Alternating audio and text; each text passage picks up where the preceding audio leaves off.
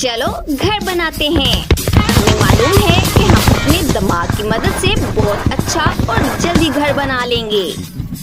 Hurray, हमने घर बना लिया, हाहा। ओ, तुम हमारी नकल कर रहे हो। हमारा घर ज्यादा अच्छा है। Hello Danny. ओहो, क्या डर गए? ओह, तुम ऐसे अचानक से कैसे आ गए? चलो घर के साथ कुछ नया करते हैं।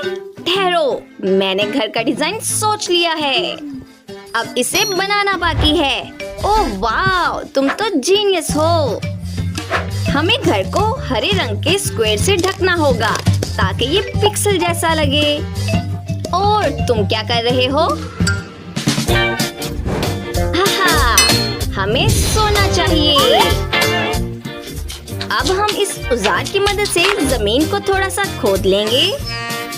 ओह वाह, ये काम कर गया। और अब हम इस टुकड़े से कुछ नया बनाएंगे। ओह वाह डैनी, ये एक अच्छा आइडिया था, लेकिन जमीन बहुत गंदी हो गई है।